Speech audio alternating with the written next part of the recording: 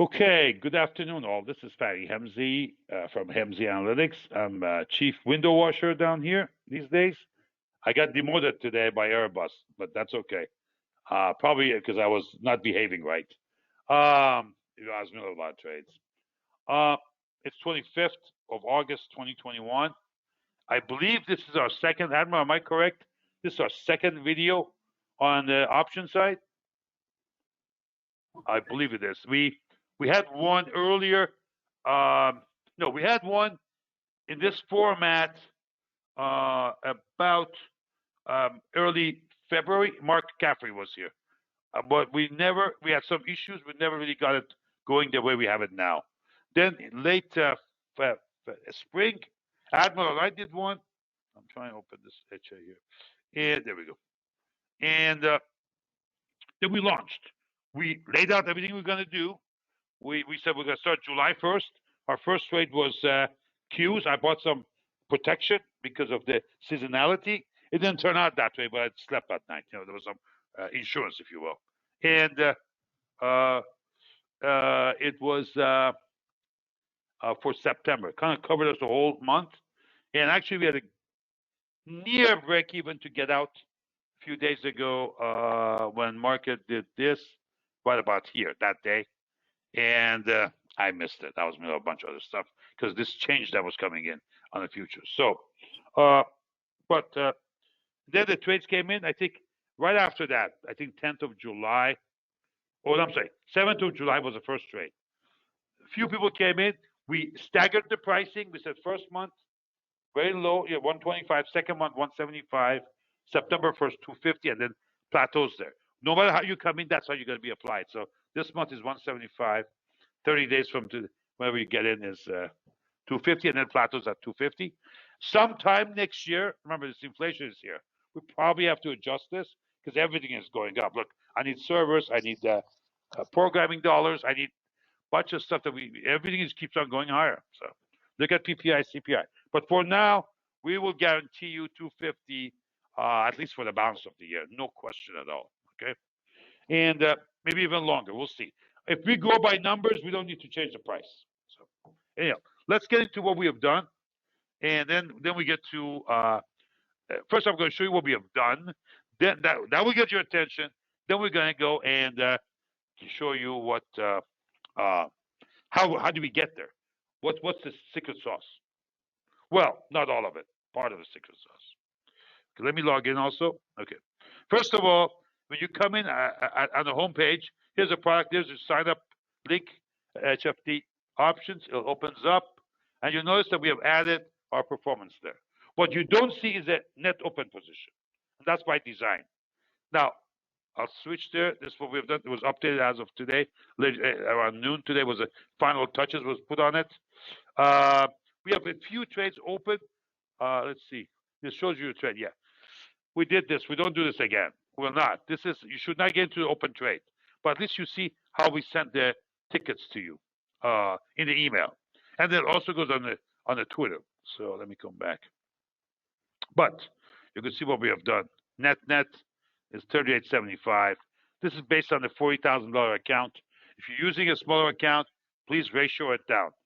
I can't stop you from cherry picking. I can't stop you from using too much.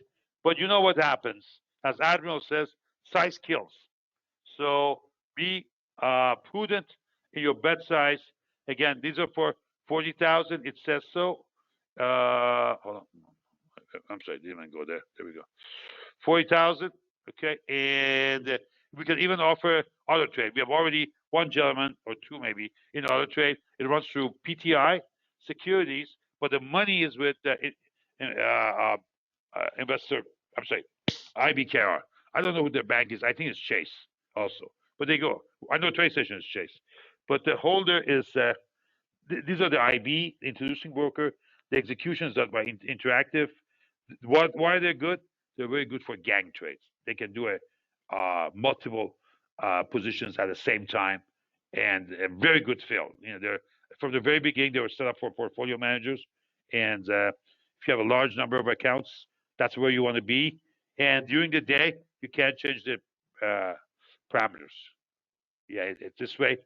if it goes into your account as an entry, it comes back into your account as an exit. Okay, so no hanky panky. Right. And I've been with them. I don't know. Admiral, hold on. 12, since 2012, so 9 years. Never had the issue. One time we did, wasn't there. I put $300 on Google. 12 minutes later, it was $11,000. That was a lotto trade. Remember that, Nancy? Now the problem was there weren't enough suckers on the other side to fill all the orders that went out. Why was it 12 minutes? Because lotto trades you send out 10 minutes before the earnings season. And yes, you need to have platinum balls for that. You got to know what you're doing. And most of the time, it doesn't go anywhere. It's a lotto. So you put very small amount in. But if it hits, we've done 10 times. That one was 30 times, or a little bit over 30 times. It hasn't happened since. Well, on that one, the following day, people, because they get the emails, people got a little bit antsy with PTI saying, I want more in my account. Well, they had to allocate. Actually, Interactive allocates it. They're glorified order takers, basically. They get the email, they punch it in, the list is ready, boom, it goes. If there's error, they pick up the phone, Nancy, Barry, we have an issue, blah, blah, blah, the strike is wrong, whatever. It has happened. But on that big trade, obviously there were not enough fills because there weren't enough suckers on the other side. Of course, they thought we were the sucker. Why are we buying 12 minutes to go? $300, that's easy money. Well, some of those guys did not come back next day because they owed 11,000 on each contract. Are you with me? Now, I'm not saying we're going to do that here. We'll see. As one of the things I should be trying to do is to be ahead or following the earning reports. We do not want to go through. The only way you make that kind of money is you go through. I may get into a good mood and see something, and I've had a good couple of days in the program here, and we take a few bucks and throw it there. But that's not what I'm promising. That's not what Admiral is promising, or Peter, or Nancy. This is a different animal. We want to keep it singles and doubles. Again, now when you log in, when you pay through PayPal, you log in, it comes in, and you have multiple subscriptions. You will see links. If you have one subscription, it dives there, goes in there. There is you need to go to admin. I'm sorry, not to admin. Here, this is how, one second. This is how you change your, I can't open it because it shows my password. This is how you add your Twitter account. Why? Because there's a Twitter you need to join. Here is the Twitter. We'll give you this is a reminder to put the profile there for your handle. If we don't know your handle, we can't allow you to come in. So we can't approve you once you click here. You click here, that opens up, and you're coming in. These are protected. To join, you need to be registered with us, okay? And if you change your Twitter, come tell us, email us. You cannot change it. Reason we did that, people would change their Twitter, go to their account, and change it, but never send us a request. They didn't match. End of the month, me or Nancy or someone or Susie would cancel them. Now that we're not getting the trades. What we do in Twitter is that we give you, I'll show you what we do there. We give you, it's easier to go to TweetDeck. This picture of the trade itself, okay? Like we did today. Hold on. Here's options, okay? Here's the option. Here's a rally we put up yesterday. This is what you get. This is the trade, and here's the charts. Why the charts? That's what we're going to talk to you in a few minutes. Okay, so don't ever get into open trade. You only get into a trade when you join the service, when an email comes to you. Okay? Otherwise, why? We have probably a window of an hour, no more than that. Unless it's GTC, we don't do that. If it's GTC, that's for next morning. But these are day trades. The reason we do that is because the theta, delta, gamma will change. If you put a trade on Thursday or Friday, do not touch it on Monday. That's like you're playing Russian roulette. Okay? You don't know. We don't know, and you don't know where that trade is going, how many things have changed. And so just because it's cheaper doesn't mean it's a better price, a better trade. Okay? This is the market. This is not, what do you call it, downtown buying some, downtown LA, that's what it was. They would be buying stock stuff from like China for clothing and so forth. No. If the price is lower, there's a problem. Be careful. Now, for those who are in the trades, we also added a link there. Okay? Oh, no, I'm sorry. Oh, sorry, not that one. Sorry. Oops, the one before. This is a net open positions. Okay, this goes into a Google Doc. We will share with you. We'll have you share it so that you could see it and you could see updated.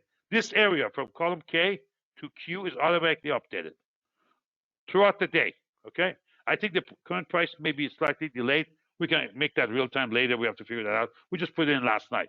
We're working to get this one done, which is the option price, option, not price, should be price says actually, because we could have two legs and we have to set that up. We're still having a problem. This is one of the servers we're trying to use. So that's a test. Don't worry. We also had a trade that was a miss. That was really, really got me upset. NVIDIA. Let me go to NVIDIA. Hold on. We'll get to more into this, but this one I missed by 3 cents. And we're not in. We're not in. Okay. Let me go here. Let me bring it out. Boom. Okay, Murray. This is the problem.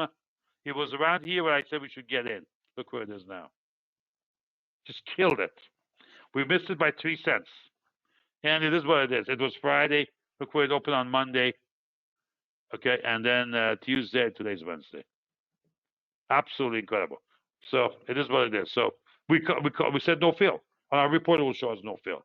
What Nancy has done in reporting is outstanding. You go back here. Again, this you don't get if you're just browsing. That only get when you're a member.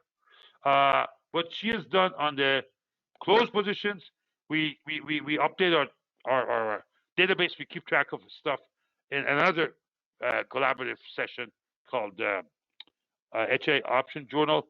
And she's set it up now that's easy to load. And there are two legs in and out, especially if you do peel off. We didn't have that feature before. And it's built into the SQL. So it's very automated. She's a master SQL admin. She ran all the Sacramento stuff for the state of California through HP. So she knows her stuff. By the way, this is what Mark Caffrey did. Now look at the numbers. If you look at here, 94, okay, 94. That's part of last year. Yeah.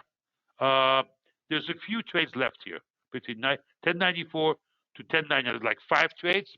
Those are net. They are winners, but not all of them. But net they're winners. She's gonna add that back in. Okay. So as I said, this year there was issues about getting into this, and Mark was busy, and with Mark Caffrey. So we decided, hey, let's revamp this after we had a little bit more experience on the software. Now, let's get into the software quickly. We do send out this out. This is a part of the software we sent out for those who want to be.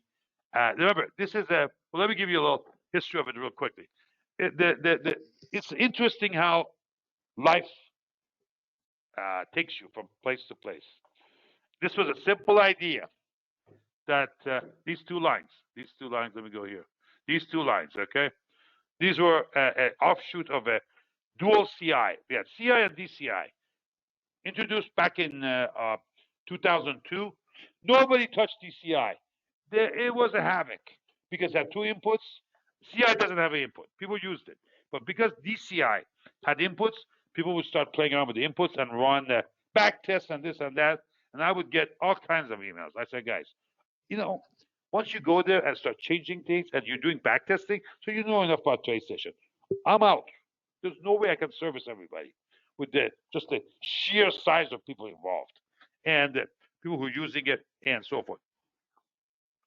So it sat there dormant for about 17 years, 16 years. Yeah. Anyway, I couldn't go with one indicator out. I want to have something with it, so I put DCI in there. Very stupid. CI diff, which is this one, came after that. But I was reading an article about 2 years ago. It was winter of 2019. An idea hit me. It has to do with DSP, digital signal processing. As you know, that's the first things I did in school. And I'm glad I did, because now, back then I didn't know why I was doing it. Now I'm using it. Actually, I found my textbooks and then Google stuff and so on and so forth. So I did that. I played with this a little bit, massaged it, and I dropped one of the lines, which is this one. I dropped that one. So I'm plotting 2 of these, if you will. Okay. Well, one thing I noticed that if I change the colors, remember, when you first do the space, you also have to set the rules. I said, if I change the colors the color is green on the top and the red is red on the bottom. That gives me a chance to have a very visual rule based system that above green I should be long, below red I should be short. Simple. Green and red, green and red. That's it. Well, we did that, and then of course I said it to Admiral. I said, "Hey, Mark, what do you think of this?" So he came back with a bunch of questions. We went back and forth, and he said, I like the way they cross, these crossing. When they cross, events are happening. Remember, he's looking as a market maker. He needs to look at the future, right? These are the guys, as an ex-market maker, DPM, this is the primary market maker from the more experienced one at SIBO. And what happens is that your job is to bid and ask, which is what? You're really projecting future MIV, if you think about it. Okay? Look, it's forcing it forward. Well, something happens with it. Now, we're here saying, don't worry about the bid ask. This is a swing trade. But same thinking comes in and says, oh, I need to know where the price is going to go. So let me come up with what I see observed and see where it's going to head. So, well, I said, okay, fine. We crossed here, we crossed there. Well, I was chatting with Mike Burke one day in last fall.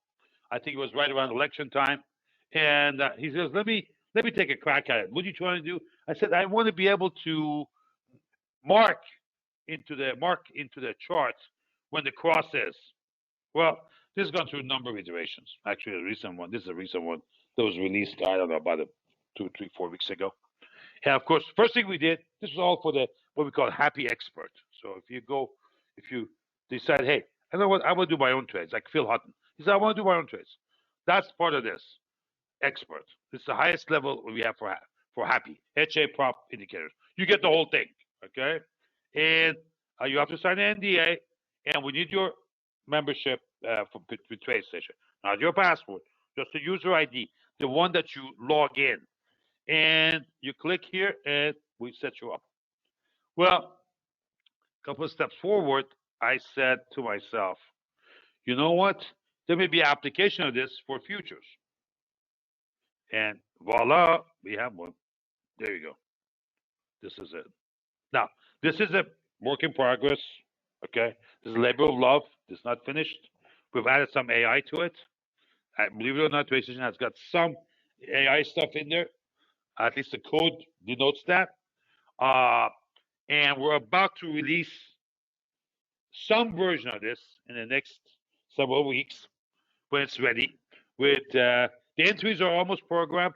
We're working on the exits. And then some of the more elaborate logic we have where it's really risk management, for example, get you out there, don't let you come back down. Okay? And these are ATRs, but R calculation. There's a recursive problem on the issued ATR. You have to be careful. And so we took the code, repacked it, put our name on it, so it can't be changed, so it's not overwritten with an update. That has happened to me before on fast averages. You learn. This is experience. Nothing is replaced. UCLA or Princeton or U of Chicago is not going to teach you that. It's the school of hard knocks. And we're working on these, and we're also showing you how we get in and so forth. It's all Momo based. Well, so that was version 2. Version 3 was Admiral said, can we do this on stocks too? I said, sure, but we should find high beta names, which are Momos, moment of direction. So I went to my friend Christian Wagner. I said, hey, you get Marcus Smith. You get a list on the IBD? He goes, yeah. I said, give me the 250. Those are if you know, I think it's FIFI or FIFY is the ETF for it. It's an IBD 250. It does change. It gets, the 200 best horses are put in that race. Okay, think of it this way. So as long as you're scanning that, you're okay. Now, so we added that, and it's got more names in there. So this is what we ship on the Happy Expert there. There we go. If you go there, you'll see it's got 300 names now. Yes, there's 50 extra there. Okay. Now, what we've added recently, this is very recent, is these bullish bull level 1, bull level 2. Okay. These all go to you. They're all provided on the radar screen. And I'm going to explain what those are. These are goes with the charts. Now, I prefer, you see, my list is a little bit different. I do it like this, and I put it on the other side with another, because I have multiple monitor. But we ship it out this way. You can copy it out. Some like 240, and here's daily. So what we do is, case one, we do a scan. This is running live during the day. It gives us targets to look at. So if I go to SIM, it populates it. I'm looking at it. Okay. So this is on a buy. Oh yeah, it makes sense. It's about a buy. Why? Bada bing, sideways. Bada bing, sideways. There you go. Now, either, and how much that drop is? 10 handles. That's a lot for a $43 stock, right? So most likely, and we gotta look at what sector it's in. I think in those don't I put it on? I'm sorry, on mine. Hold on. On mine here, I thought I did. On my screen, which is I keep it this way. Okay, I do a little bit, couple of more stuff I look at. It tells it's a select medical holdings. You know what? I don't care what they are. All I know, all I care is the sector. I wonder what sector they're in. Now, and then we get all kinds of data there. Okay, we get market cap, volume, what do you call it, high and lows, how often it's being updated. We'll get a sense of that. Okay, and so when we get so that's a scan number one. Okay, so let's do this again one more time. Hold on. Why are we not going up? Oh, sorry. Okay. All right, there we go. Oh, this is my list. Sorry, this is my list. Let's go back here. That's a little bit different than yours. Okay, there we go. So yeah, you get more. That list gets more activity. So we go through these, and then we put in our option hat on. We have had, my first option trade was in summer of 1980, because I bought the market at in silver crash in March of 80.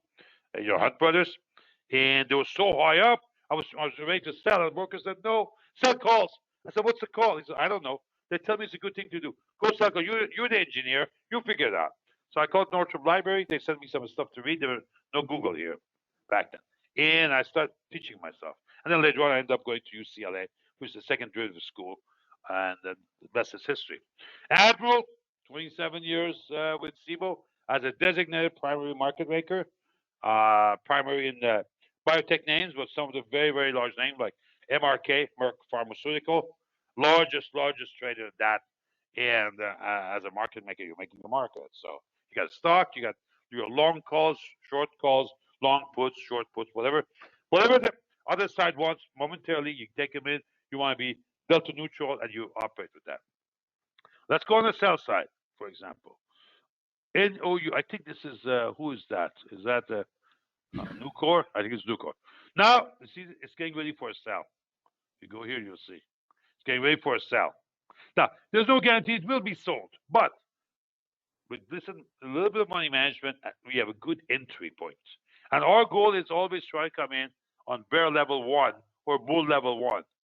Occasionally, we go later. This is the bubble count. I'm going to go over that with you. So you'd see today, for example, on the 300 names, we had 14 candidates, 2 buys and a bunch of sells.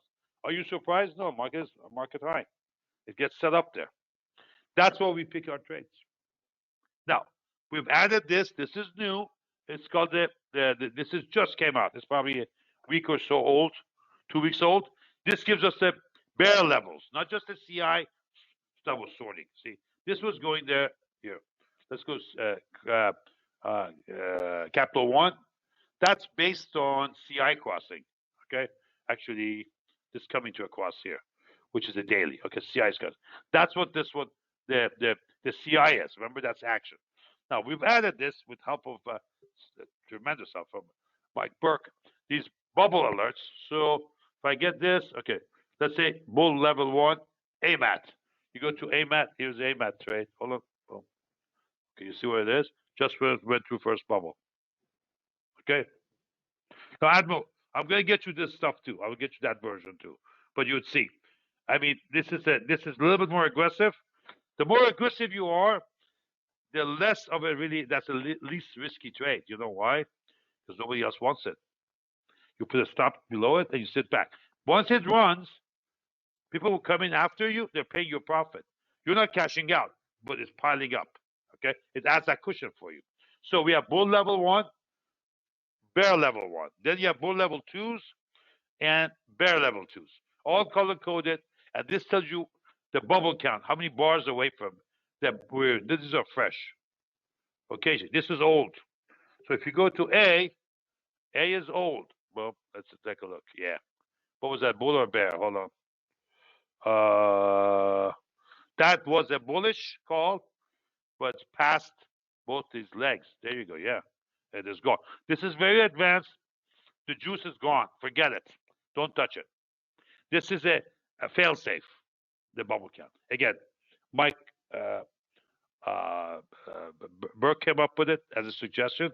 I loved it, and now Admiral loves it. So Admiral's like Mikey. If Admiral like it, we all like it. All right, it's enough that said. This is what we do. Admiral, yours. You can get into nitty-gritty of the stuff. I was trying to keep it clinical and on my own IQ level. Now let's go up a couple of gears up. Well, I think show them a trade. Go back to AMAT. AMAT, yes, sir. All right. So I went through like 60 names today. Okay, AMAT. You know, when I look at it, besides the actionable items, I go through all the bull level 1 and 2, bear level 1 and 2. Right. And when I went through the list, I came up with about 5 names that I was looking at throughout the day. And they were? And the first one is AMAT. So yes, if you pull AMAT up and show the graph, what we got, it's showing that it's a bull level 1. Right there. And it's bullish. When you have a bull level 1, that means you crossed into the DMZ zone up from the bottom. So that's the first pass as I look at that. Right. And that's basically telling you that it's trending to the upside.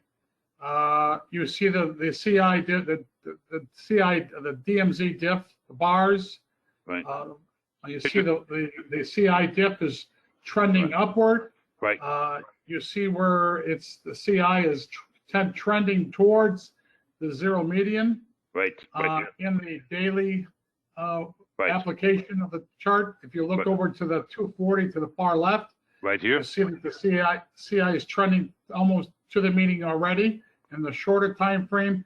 And what have you noticed? It's gone through the DMZ and it's above the higher part of DMZ, trending upward. Now, when I looked at all the names, what I like to look for is names that obviously in the bull level 1 have made this move in the daily chart, where you see it through bull level 1, the middle chart. See the middle chart? Yeah, right here. Right here. Right there, going through. So that's bull level 1. That's what that little actionable bubble is telling you. Bull level 1.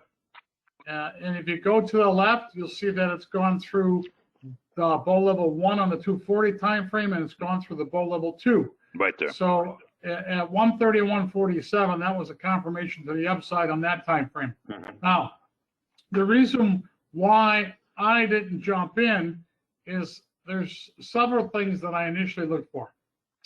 I want to see the pattern of the history of the stock, which you can see to your left. You can see the movement that it's going down, it's going down, it's going up, it's going down. And now what we're seeing is that it's starting to trend back upward. Okay. So you got a lot of zigging and zagging.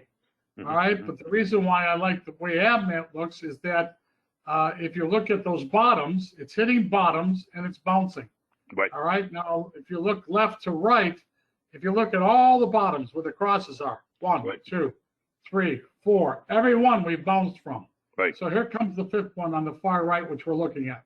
Right here. All right. Now, what am I looking for? When I'm looking for an option trade, because when you do options and just not stock, you're involved in volatility, which we'll get into, and you're involved in premiums. So you got to be a little more correct with your predictions, because you're adding a cost to it with doing options. So when I'm looking at this, and I watched it all day, I said, all right, do I want to get in here? I could be preemptive and use the bull level 1 chart on the 240, if you go back to the 240, Right here. as saying, yes, I could get in here. But what I'm concerned about, what if it's a fade? What if it goes up and doesn't get through the right area, which is it passed through the bull level 2, and you can see when it's passing through the bull level 2 in the 240 time frame on the left at 131.47. If you look to the right, the first level in the daily is 131.77, very close to each other. That's when it went through the bull level 1 in the daily chart.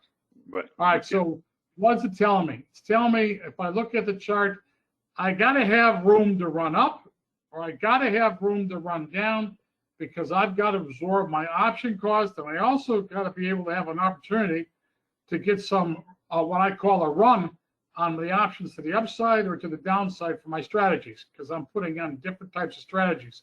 It could be a naked call, naked put.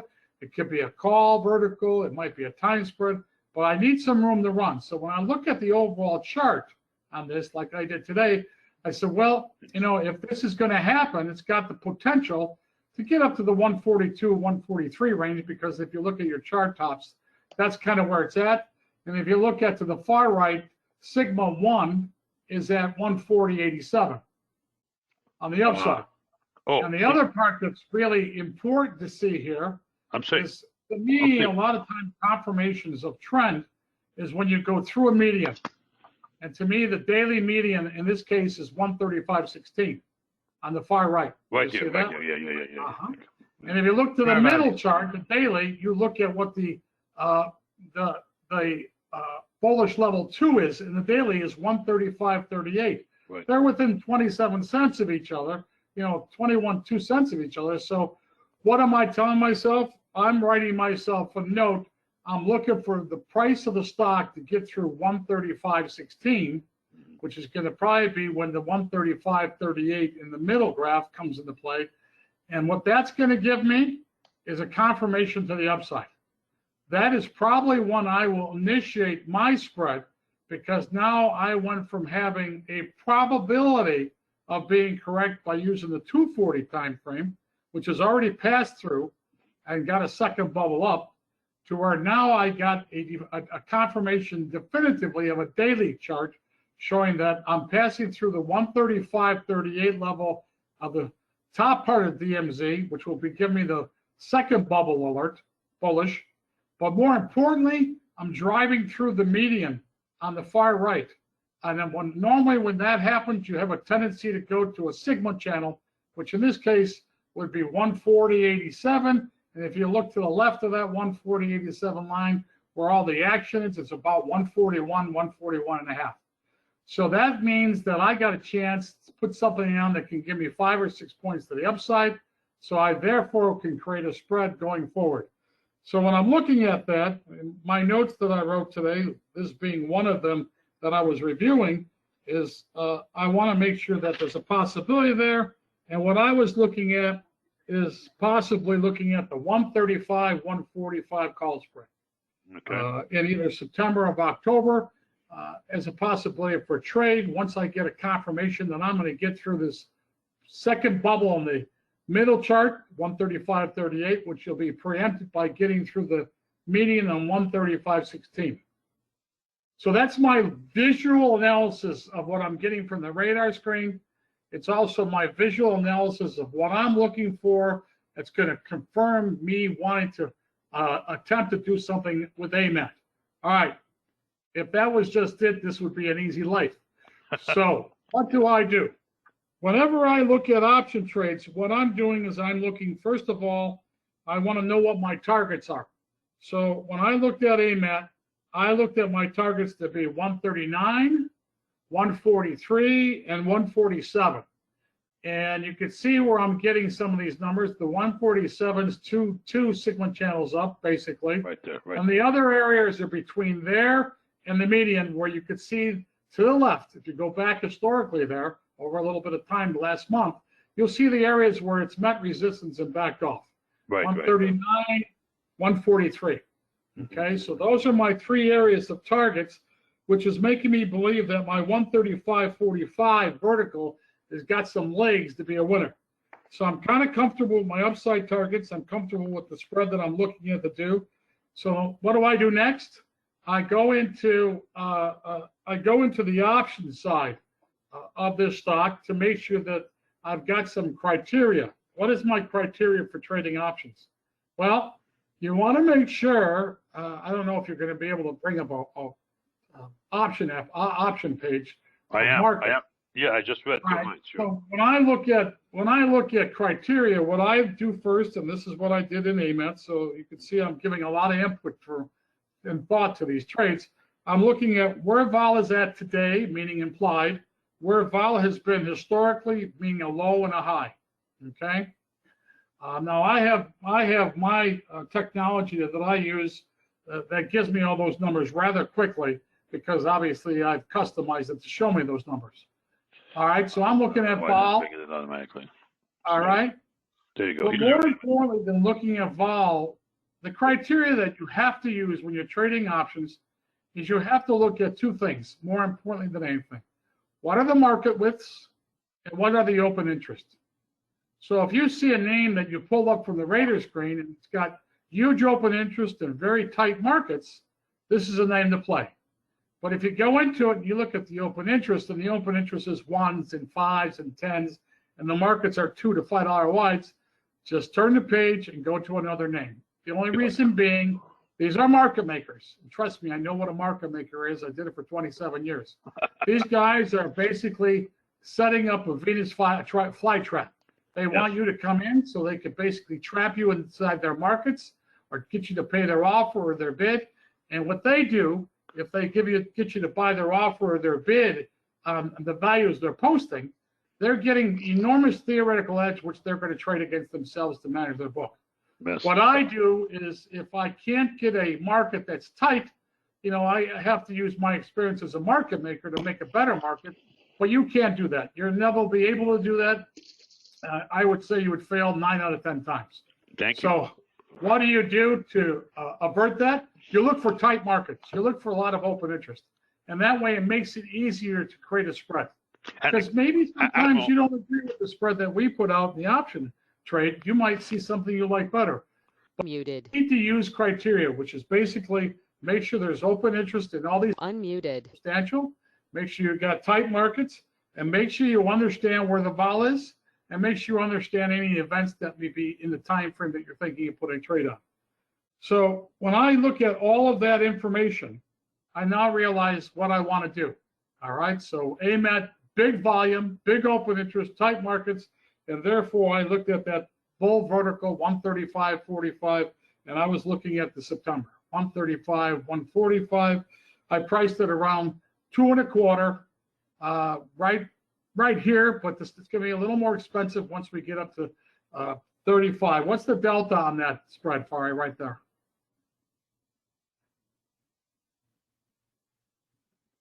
I didn't write down my delta on that spread. So the delta on that spread is, what's the difference between 30? So if it's got a 30 delta and, we're looking for another 2 points up before we get involved, the delta at that point would probably be around 37. Sure. So, we're talking the spread's probably going to go up about 20, maybe 40, 50 cents from where I priced it. So I get in, I'll probably have to pay around 260, 270, which means that's fine, because what am I buying? I'm buying a 10-point vertical for 270, 280. And that means my return, if I'm right, it goes all the way up. It'll probably get to around $7, $8, $9. Obviously, it can only be as much as 10, but we're not going to hold it to expiration because that never happens. The full value, the only way it would have a full value of 10 if the stock was $20, $30 in the money and you're close to expiry. They're never going to give you a full value of the difference of the strikes. Could I ask a question? Go ahead. Just to be clear for everybody, Admiral, when you say tight market, you mean the bid-ask separation, correct? Correct. You look at a lot of illiquid stocks, they'll have $1.50 to $3 wide markets. In my world, which is biotech world, I get markets that are $5 to $6 wides on individual options. I mean, in some cases, I'll have options that are $0.10 to $6 on 10 strikes in a row, which is ludicrous. But that's what they're allowed to do now by the exchanges, because there's so many of them, by the SEC because they don't really understand what they're doing. That's my opinion. but you've got to obviously manage what you're doing as an individual. So basically what I'm teaching you are all the do's and don'ts so that you can create a checklist for yourself of how to manage and be wise, okay? Because discipline and understanding what you do are the two biggest keys to being successful when you're trading options. So you got to do a little work. You got to get a little history of volatility. You got to make sure you're looking at the stocks that are liquid enough to trade, and you got to make sure there's open interest available, because why? If there's no open interest and you become the open interest, there market makers that are giving you the trade are going to see that 10 lot spread was you, believe it or not. And then when you come in to get out, he's going to laugh. He ain't going to let you out. He's going to make you pay. So you don't want to do that. You want to be part of the market stream, meaning that you want to be part of the buying and selling that's going on actively every day throughout the day. So after doing my analysis there, I'll go back to the charts, all right? And I see now that once I'm through that, if you bring the charts back up, we've got our targets, we've got our theoretical spread that we're looking to do. We've got the area that I'm looking to get aggressive to put this trade on, which is the I'm looking for 135.36 or 135.16 to jump in. The only piece that I'm missing is what's my stop. So if you're looking at the charts from the downside, all right, you look at where the bottoms have been. I came up with a 125 stop, which is a little bit above 2 sigmas down. Okay. And if you look at that, those are where the action is, where it has a tendency to get down to and bounces. But if it doesn't bounce, you can see how it has a further drop to another 10 points. So you want to get out of your spread there, take your loss, and move on to another trade. Being able to take a loss is probably the greatest quality and characteristic of a successful trader. If you can't take a loss, you will never be successful. Being able to take a loss and saying I was wrong and move on to the next one will make you very successful. The person that thinks, no, it'll come back or it's going to bounce after it goes lower, you'll be bankrupt probably in about a week and a half. So get that out of your system. You got to take a loss and start over. And if you do that, I promise you, you will be successful. With all the stuff that you're looking at, all these tools that you have available through the technology and the way to use it and understand it. And, that was one that I targeted today. Another one I targeted today was TER. TER. So I pulled that one off the radar screen. And if you find TER, you can see it's a bull level 1. Right there, number 13, sorry. See it? Okay. So now here's another example. This is a bull level 1. You can see it's on the 240 time frame. It went through both. I like that. Okay, but at the same time, if you look at the happy CI, I'm still below the 0 median. The green, light green, says it was oversold and it's coming back. I like that. If you look at the middle chart, you see happy DMZ dip. The green bars are extending, which means we're extending our velocity to the upside. The longer those bars get. Volume's in line on the very bottom. And if you look to the far right, we're driving up to that median. And even more to the far right, you see 121.14 as being the median.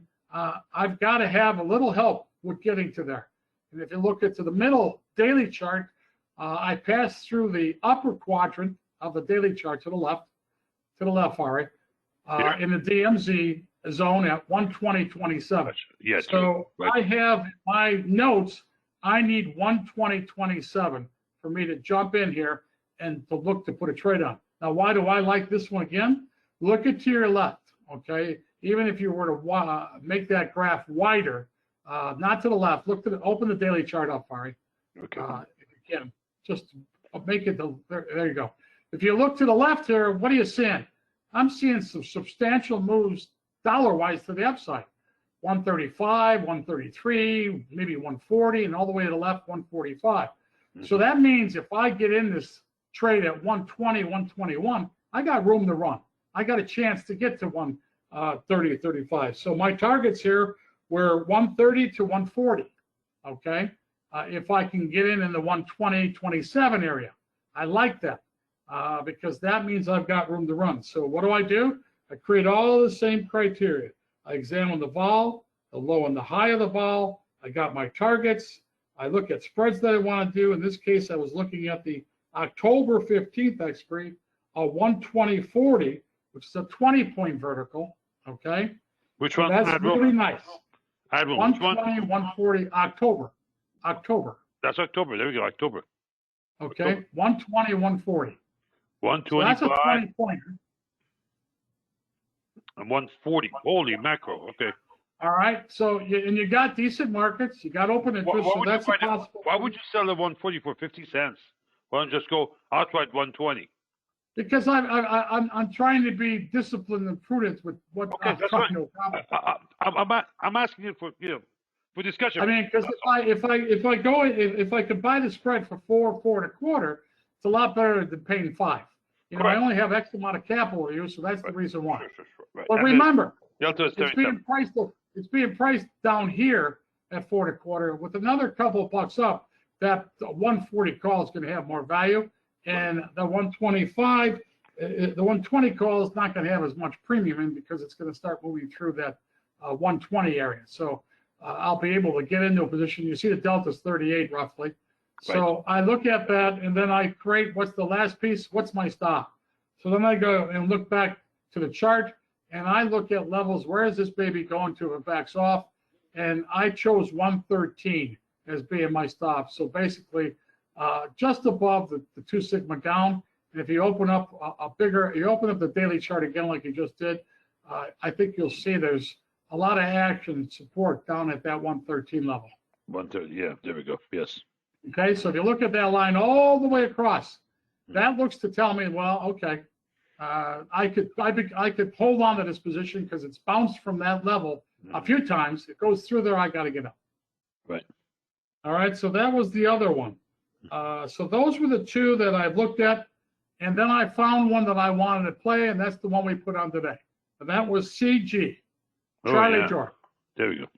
All right. Charlie George was at the time, it's now bull level 2, but when I initiated this trade with Fari, it was bull level 1.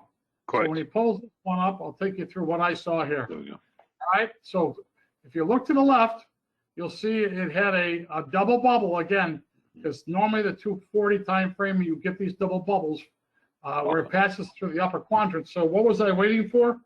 I looked at the stock when it was 48.66. All right. So I passed through the left side double bubble, right? The top part of the DMZ. This one. So what was I waiting for? I was waiting for strength to get through the median all the way to the right on the datum. I've got that, but now I wanted a confirmation. I wanted a confirmation of the daily double bubble in the middle, and that was at 48.61. So when it hit 48.61 on the middle chart, okay, before it passed through the top part of the DMZ, I implemented buying calls. And the reason why I bought calls in this one was because it was cheap, and at the same time, I thought there was a nice opportunity to take advantage of just being long calls. So we went in there to buy the September 48 call. I priced it with a 170 type top. September. Oh, September. Sorry. September 48. Yes. All right. Now you look at the SEP 48. It also already has some intrinsic value because the stock's basically traded above 49 today. Right. So we're paying like a $1.70 for an option that's got $1 intrinsic value, only 70 cents premium. If the stock continues to do what I think it will do, this will fly. And I look at the target as being 51.5, 52, which means is this a Murray trade? Does it look like a Murray trade to you or no? Well, I think so. Yeah. I'm buying the naked call, but I think the call could really explode. I mean, if it gets to my target of 51.5, 52, right, that means that call is going to be, worth 370 to 420, and that means we're, almost making 2.5 to 3 to 1 on our price. There's a question for you, Admiral, on AMD. On which one? On John Reynolds at 555. I can read it out to you. It says, great info. Given the trades are in a certain sector, aka semi, can one extend into other names in the same, for example, MU? And secondly, as do you also watch or track the daily activity of ADM? I've seen lots and lots of bullish call flows. Okay, hold on. I can answer that a little bit, but Admiral, you can expand. John, Well, I mean, you got to realize, I am not, when I use the radar screen, it's basically I'm looking at something that I consider pure vanilla. Basically, I've got a program running here that is respective to what individual names are doing. I run a biotech fund, and if you ask me, would I do that with watching other indexes and biotechs and other pharmacy names? I would say by now you would be bankrupt because there is no rhyme or reason to what they do. If you want to do that, you possibly can look at that and make a correlation if you want to. But what we're looking for is specific examples of the technology saying jump in or jump out, go long, go short, and take advantage of that opportunity. And I say to you in its simplest terms, try not to make it as complex as very simple that it is. Now, if you look at names that you think are in a sector, and you look at the sector and the sector looks weak, maybe you don't get in, or maybe you're not as big. If you look at the names and you look at the sector and they're strong, and here's one that says get in, maybe you double up. It all depends upon obviously your capital and your appetite, and then obviously the extra criteria that you're adding to the equation. Like I said, to each his own, and how you want to trade and how you want to do things. All I'm trying to do is explain how we do what we do at Arms Analytics with the technology that was built by Fari and Mike, and a little bit by myself, and how to take advantage of that and implement it. And anything that you morph, in addition to that, more power to you. I have no problem with that.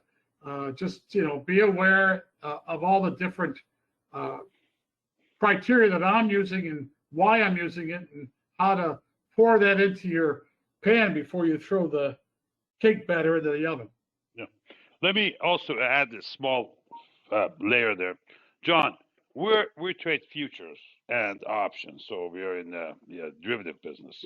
So throughout the day, especially intraday, we're strictly technically driven.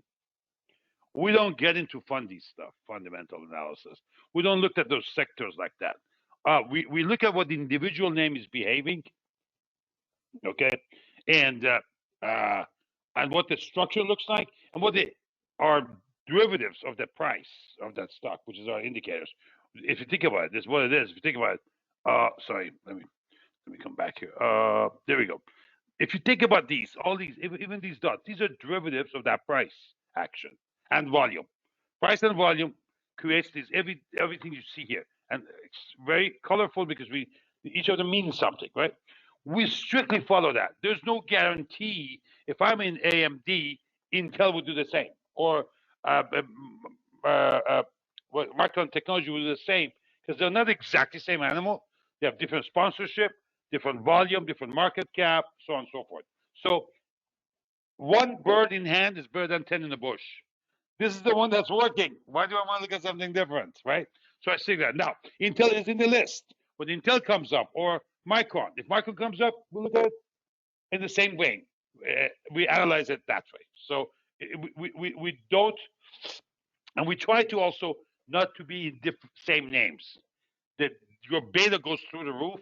If something goes wrong, it's a binary event of your life, 1 or 0. If something goes wrong and you're in just one sector, guess what? It's like watching the deer hunter, and that chamber was full when they were playing poker, and you're done. So we're not going to do that.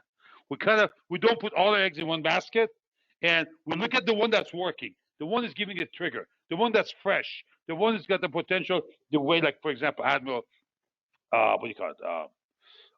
And I analyzed it and dove into it in multi-layers, into not just the stock and the speed and the momentum and volume, but also its derivative brethren too, its options. So that way.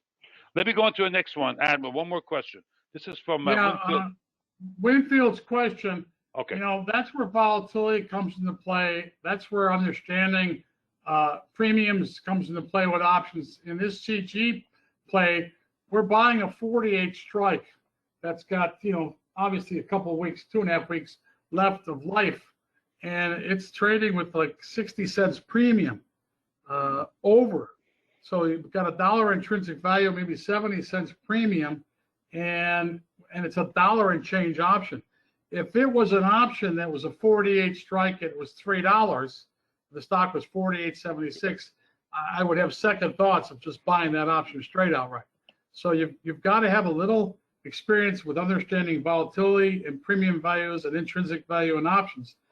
In this particular case, if I had the choice to buy a delta equivalent of stock versus the delta equivalent of that option, I would definitely buy the delta equivalent of that option because the premium value is so minuscule for 15 to 16 days that what am I risking? If I bought the stock at 48 and the stock went down $10, I lose $10.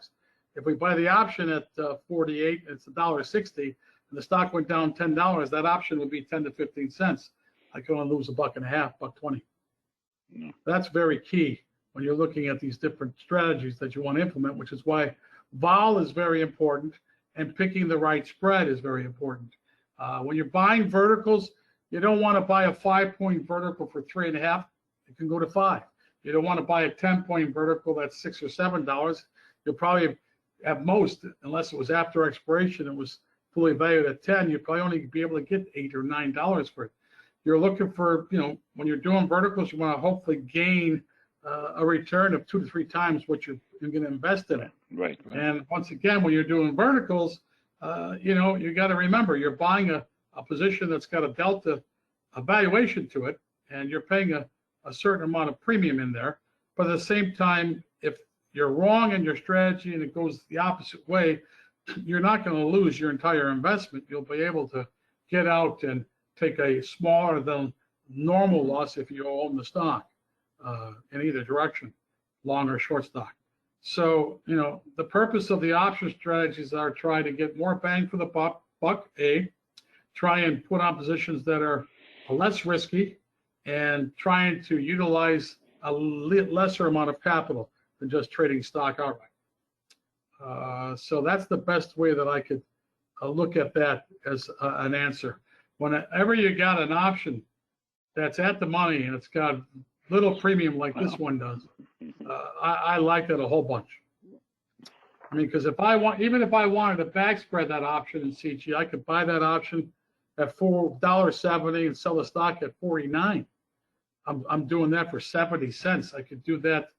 I could like buy 50 of those and sell 2,500 shares of stock, and I have a nice back spread on the stock wants to go up or down $3 or $4. Either way, I'm going to crush it. So understanding volatility levels, which right now you're going to find that if you look at a lot of the historical volatilities and implied volatilities for a lot of stocks, because the market is at all these all-time highs in the SPX, in the index, almost every composite at all-time highs, they've sucked out all the volatility in a lot of these names because remember, volatility is basically the function of the movement of the stock. And obviously, when you've got stocks that are basically on a ladder climb up, it's basically a percentage of that move. And as they go higher and higher, and there's less movement, the volatility has become less. But it also allows for great opportunity, in my opinion, because when stocks get to higher notional values that are historical and volatility is at historical lows, there's a lot there for opportunity.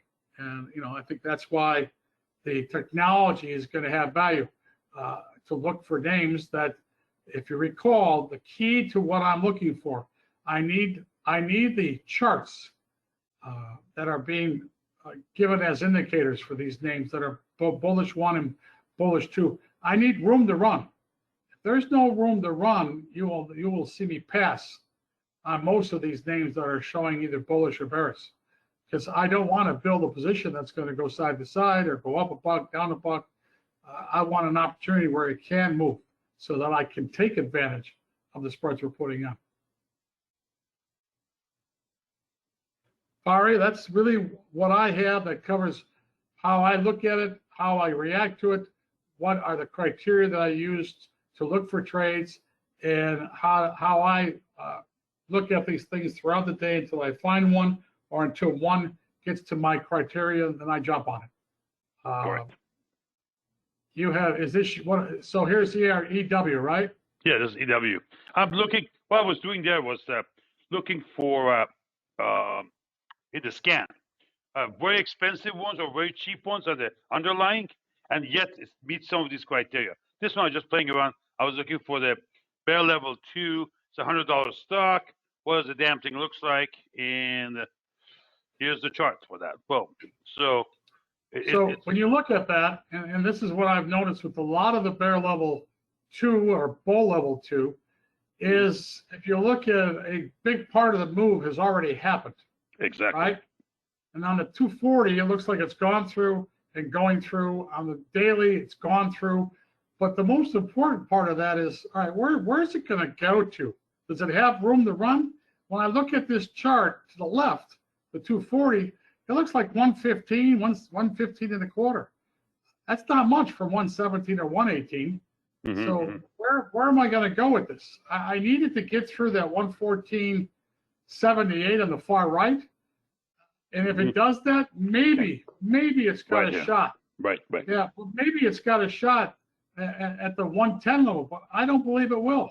Yeah. And if you look left to right, you're seeing a lot of ups and downs, So I stay away from these kind of names. Right. Because the movement, if you look at them, the overall trend of the stock, what's it doing? It's going up. There's some. This is maybe it could be not a new IPO, but let's say growth stock. It's still a growth stock. That's probably was on part of IBD 250. So shorting this is really close to suicide. It's not going to happen. It's a very short-term trade for very little. So I pass when I see names like this. This is the pattern I pass on. I pass on all names that are showing this. I call it the roller coaster ride up, where you're just going up and you're going up and you're going up. And I can't see where we're going down yet. When they could show me where we're going down, then I jump in, because the drop down is going to be a lot of fun. AUPH? There we go. All right, that's a $16 stock. Okay, let me go to. I normally stay away from any of these stocks that are at low priced. Yes. Right? Only because other than buying or selling the stock, you don't have a lot of move. You don't have enough move. Yes, and also OI. There's not a lot of OI most of the time. Well, you're also going to be trading options that are very cheap, and they're not going to have a lot of volatility to them. You buy or sell this name if you really feel confident on a direction, and then you load up on the calls or puts that you want to buy. I think we have mentioned this here, less than 40. We do not touch less than 40. Okay. So I see a lot of those names there, and I also, if you look at the radar screen, I stay away from all the names that are, over $200, and there's a lot of them. Yeah, there we go. You got quite a few names that are over $200. Yes. Because when you put everything in perspective, a percentage of those moves is not a lot, but it's normally a very expensive stocks to play options in. It's also you're dealing with bigger premiums that you're trading. Yes. So I try and look for anything under $200. Yeah, and above 40. We don't go less than that usually. Used to be 20, Winfield. The problem is the market has its own inflation, so 20 won't do anymore. So we went up to 40, and we declare that up front. Again, experience. And there's more than enough opportunities, as you can see. If you put up the you do the bull 1, bull 2, bear 1, bear 2 alert, bubble alert, and you scroll down, you'll see how many names are within that area. Huge amount of names. Right. So today was there 48 at the end of the day. I went through 80 names this morning through 2 o'clock. Yeah. There were 80 names the morning to 2 o'clock. Right. Remember, guys, this changes daily. This changes constantly. As more data comes in, this is live, right? It's all live data. We look at it. Remember, the CG went from a bowl level 1 to a bowl level 2 from the time I typed my email. Yeah, I remember that. Yes, I noticed that. Remember? Yeah. Sure. Yeah. Some of them move. So then you have to make a decision, Winfield. Do I want to continue, or hey, this is not it. Let's go to the next one. Why? You have choices. Now we had 600 names at one point. Okay, when we just started, it wasn't practical. We're very happy with this 300 names. I run a smaller one. My own list is smaller. I'm looking at 100 names. Let them know that they could type a name into the platform. Yeah, the one he asked. Yeah, he asked AUP. Hold on, was it AUP? That's a $16 one. I just typed that in. Yeah, this one. This is not part of our list. So you can type in your own symbols and check them out to see, if you have an axe to grind and see how it's reacting in the technology, and it could be a play. It definitely could be. But you have the software. When you have the software as a separate package, which is a Happy Expert. If you and you need, of course, TradeStation. An option station comes with it. That's easy. But hold on. If you hold on, sorry. Let me go here. There we go. Sorry. Here. I mean, listen. We have 7 products. This one is cookie cutter. It's being fed to you. It's on email, and the backup is your cell phone to Twitter. Boom. We do all the work. We just send it to you, and you can see the results. Just killing it. Those folks who came in at the beginning of the month of July, they paid only $125. Look what the results have been. So now it's $175 until September 1st. Then we'll be level at $250. It pays for itself instantly, but we grow by numbers. We always have. I mean, I was at one point I had 200 people on my option list, active. Yeah, it was.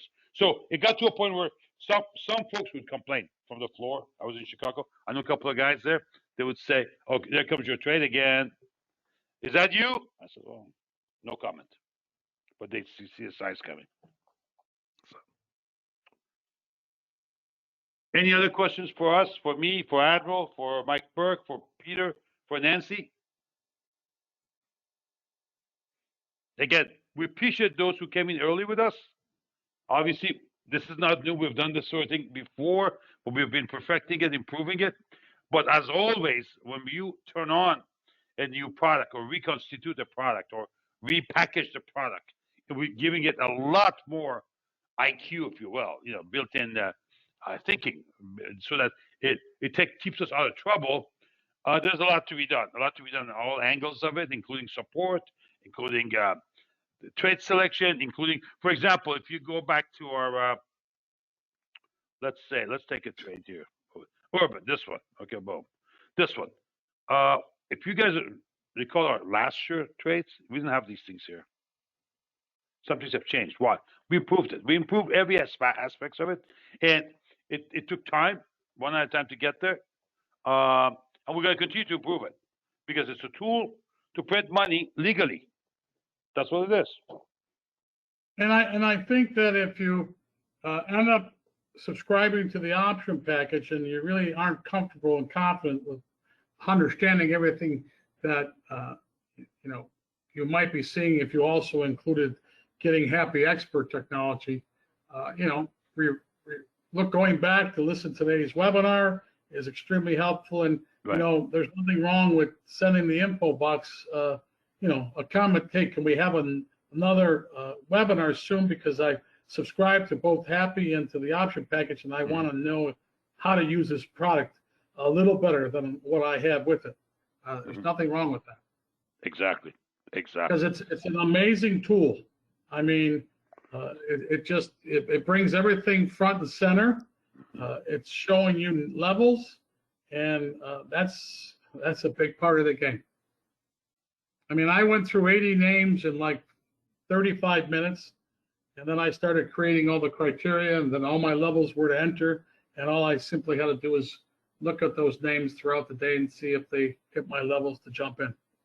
Or if anything else was new, I take a look at that. But there's a lot of opportunity, and that's the important part.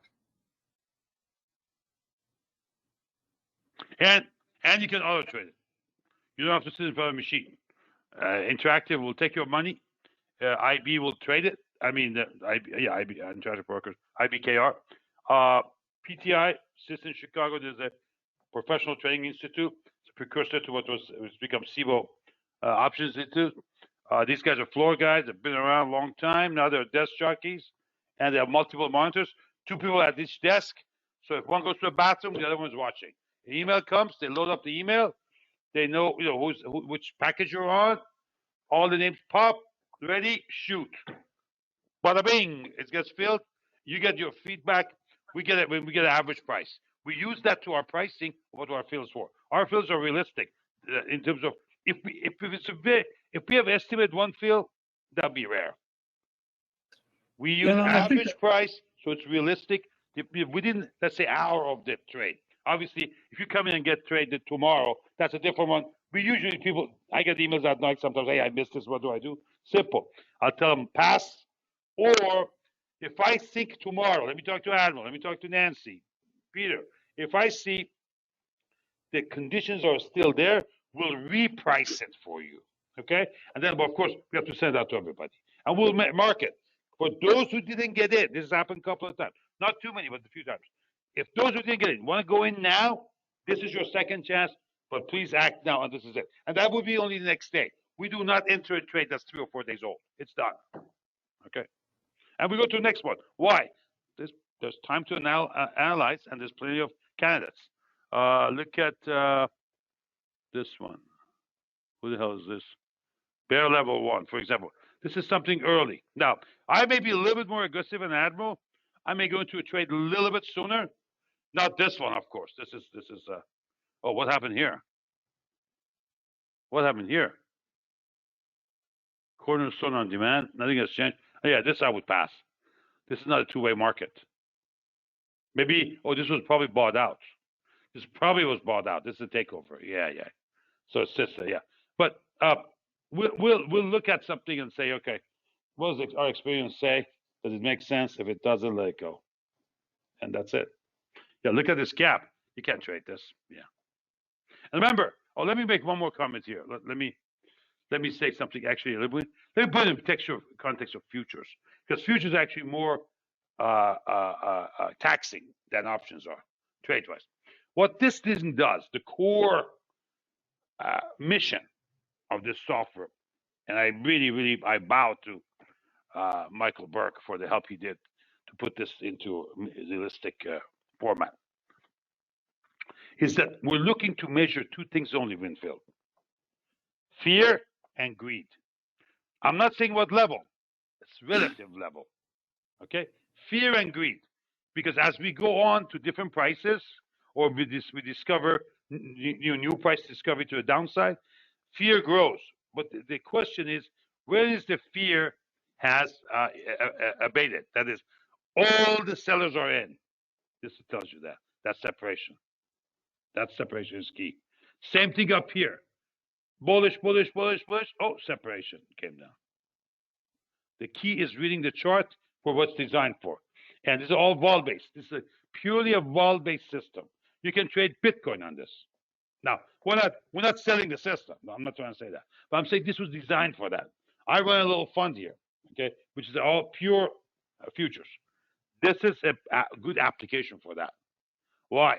You basically set the parameters and you go away. Actually, sitting there probably you could do more damage, because you think you can outdo the machine and outguess it, or finesse, put a finesse on it, like a backdrop from a squash game. How do you pick up the ball from off the back wall? That needs some finesse.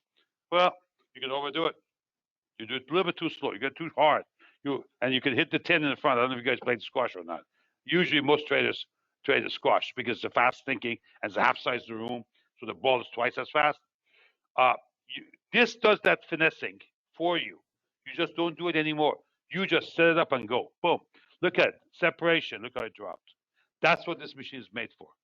I'm running 15 minutes. Try to do 3 or 5. Here's a 5 here. I'm not trading 15. I'm just watching how it behaves, because I've got different machines that are running different versions of it. This is a 5 minute. I love this. Look at it. Buy. Look at the sell was. No separation. There's one little separation, gave back. It's still above the DMZ, goes here. This is the miss. I mean, that's the separation right there. It's tiny if you look carefully. And then it pulls back down to here. This was a runner. That was a runner. That's what it's designed for, to detect that. And now, it's going to go in areas like lunchtime. There's no deal. You just walk away. Don't waste your time. So if it can survive that machine, remember, this is a $200,000 stock. Think about it. 20 times its value. The notional 300,000, and you're borrowing on 2%. So they're giving you 98%.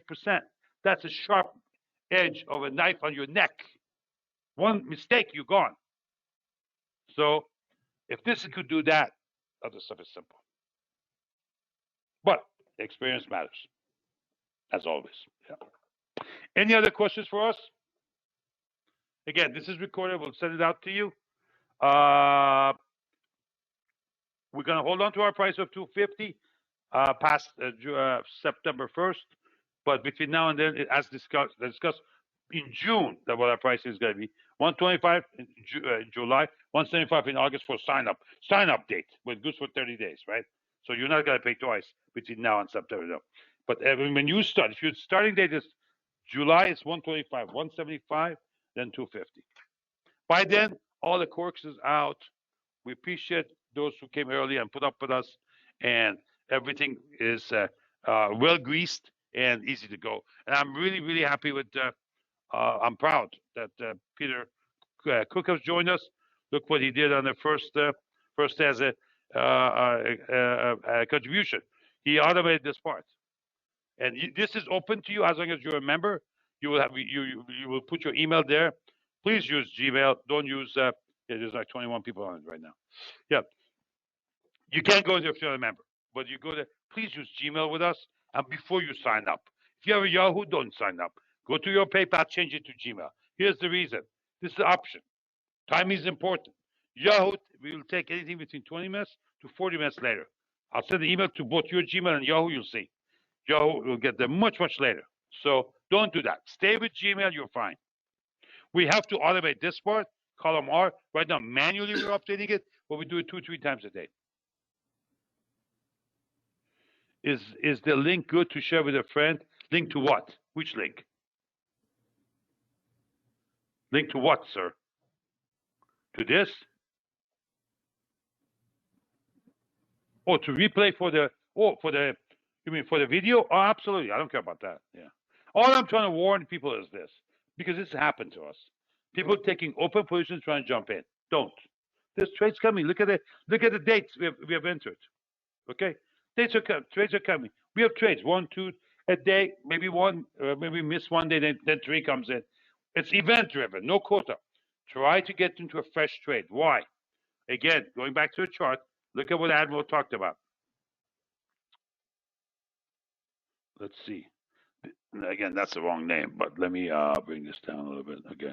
No, the important thing to realize versus the old subscription to the option package is that the old subscription was based upon cursory glancing through the market using earning-related names.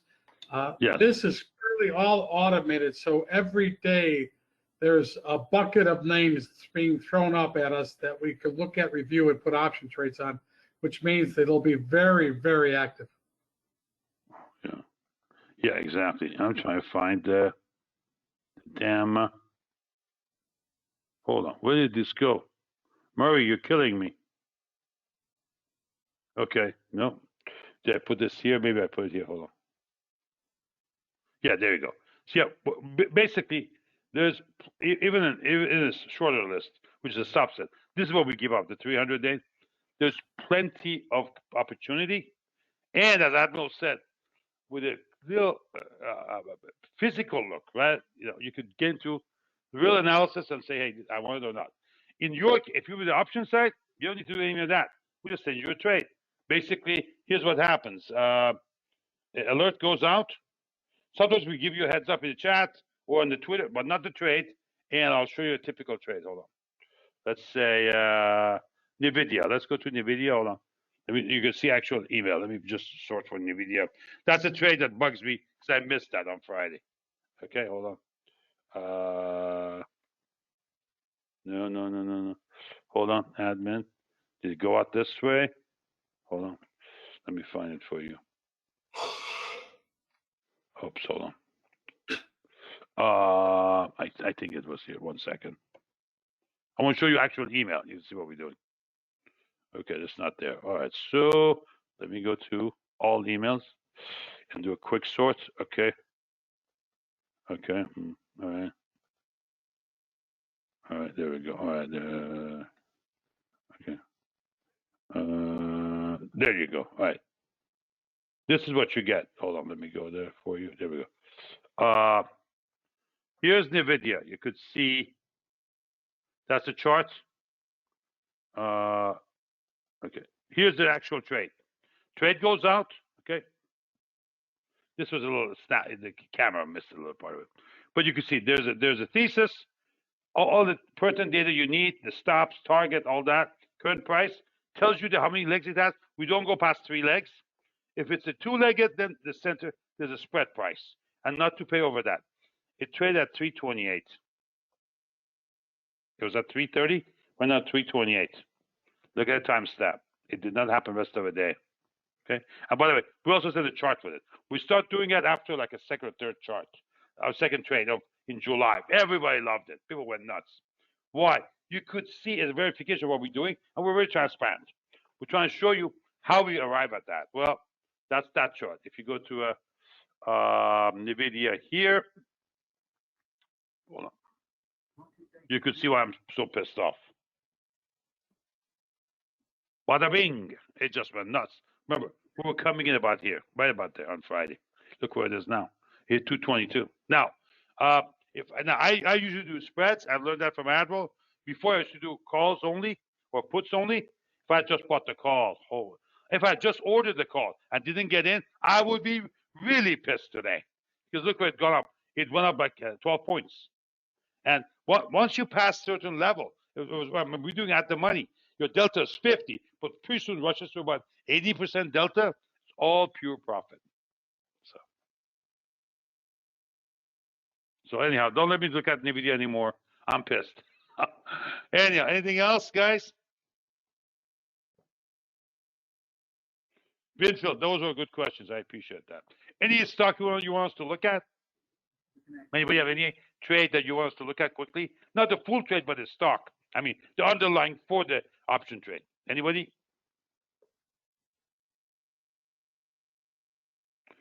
Coin? No, we don't do coin. Oh, you mean, the underlying coin. Oh, yeah. The stock. Yes. Gotcha. Fine. I'm sorry. Yes. Because they're public now. Fine. We'll just go here. We hit the insert. I don't know if we have it or not, but it doesn't matter. We'll just do this. Immediately propagates it. There's, okay. Hold on. He probably don't because it went public after that. There's coin. Okay. So there's no signal. As 257. Let's go to charts. I'll find out why there's no signal. Remember, I run on multiple monitors. I'm trying to move things back and forth so you guys see it. Otherwise, I don't do it during the day like this. I have 3 monitors for this, just one on each. Won't touch. I just move the cursor. Here's the coin. Yeah. The move is late. And this is in the center. No touch. Here's the thing. Steve. Another Steve. John. Fear. I'm sorry. Fear or greed, right? Where is it? Right in the middle. Relative. This is today's level. Fear and greed. You need to know that level. You need to know here. How is it computed? Based on what DMZ is doing, okay, the dual CI, plus the ATR at the time, and here's our ATR for that day.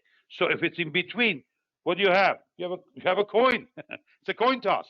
Yeah, coin toss. Yeah. What is it? The other one's SE or OR. What do you mean OR? Is that a different symbol? One symbol? While you're answering that, let me look at SE. Okay, let me go there. Okay. So again, let me go here. Sorry, what do I do? Okay, yeah, there we go. Huh? Come on. Okay. All right, so again, we'll go there. We'll add SE, and we'll also add Globe, GLOB from Steve. Okay, now, so look at Globe here quickly. It's alphabetically over. See what it had anything on it or not. Globe has no, it's bullish. Okay, Let's look at that quickly. Okay. Yeah, I wouldn't touch this. I mean, it's already gone. It's already gone. You want to get into this new bubble area. Yeah. Yeah. So you're going to be doing somebody else's. Now, if it gets into a cell up there, and we're extended, these are magentas. Magentas are for cells. Cyans are for buys, right? This is gone down. Look at what the basing it did and then took off. Yeah, this is only I would think about shorting, but not now. That would be on the radar list. And of course, the machine will tell us. Yeah. Remember, we also watch the CI, right? The CI. If this thing tries to drop, this comes in another sort. You have multiple sorts there. That will show it that way. Okay. Let me go to SE. But what it says is this: at the margin, you have a better place to spend your time. For now. Yeah. Again, event-driven. We don't pick anything. The machine does, based on market activity. You take yourself out of the loop. All you do is the overlay, which comes from experience, the option overlay, okay, which Admiral described. And I'm not that good. I'm learning after 30 years, still learning. But I go to him. I say, Admiral, you have time, a few seconds? Or ping him and say, I'm sending you an email. This is what I'm looking at. It takes 5-10 minutes, half an hour, whatever. He comes back. I give him in pieces, not one piece. I piecemeal him. I'll look at him all at once. He looks at it, comes with Safari. I like this. I don't like that. Boom. Take a decision and go. Okay, we have no signal. 3 bars ago, something happens. SE. Let's go there. Okay, SE. 3 bars ago, that was it. There was a bubble there. Yeah. So it's possibly staying up for a short. Possibly. Or it's a runner. Okay, but if it gets up here, it would be more of a short. I'm thinking right now as a runner, you probably have another 20 points in there. 8, 17, 15 points in there. Where it is. Open the whole chart up, sorry. Sure. It's breaking out, looks like. Let me do it this way. Hold on. Let's do it. That's what we look at high on those two for the year. Let me go here and say, give me weeklies. Yeah. Oh, yeah. This is a good stock. Yeah. C Limited, what the hell do they do? I have no idea. Okay, whatever. This is a good stock. You can't short this one. Yeah, it'll kill you. You may make a few bucks, but you're chasing dimes in front of a steamroller. Not my cup of tea.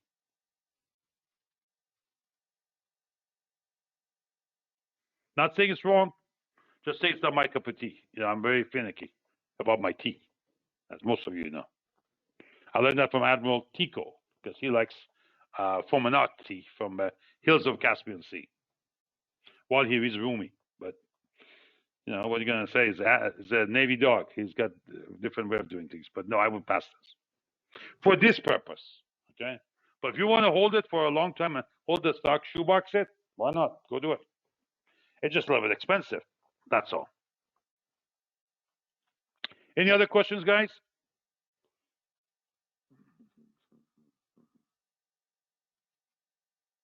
Okay. I thank the team first and foremost, Marcus Rosito, Mike Burke, Peter Cook, of course, Nancy, my Airbus for this many years. And she actually had a technical issue yesterday with one of the computers. Didn't deter her. Got it finished. I take out my hat to you. I also thank all of you for joining us. This was a good feedback. Also, when we put these things together, it pushes up all us to line up, make sure everything is cleaned up, is ready, production ready. You guys can use it. We can use it. And so it was a good jolt for us too. We appreciate that. We have a list of the people who came in, who registered, all of them. Whether you attended or not, you get a copy of the video later on tonight, right after post-processing is done. Okay? I bid you farewell. We probably won't see you until after Labor Day. But and on that then, we're doing our OTF second trials for the OTF. You'll probably see some of us getting hold of you. We already have put a few people in. They're getting ready to see the change. But our next option webinar will be sometime, I would say mid-September. Okay? And be sure to join us, and we have probably more things to discuss with you. All right? Thank you again. Have a great evening, and we'll see you soon. And stay safe. Thank you, Admiral. Thank you, Mike. Thank you, Thank you, Nancy. Good night, Thank you, all. Peter. Good night, all.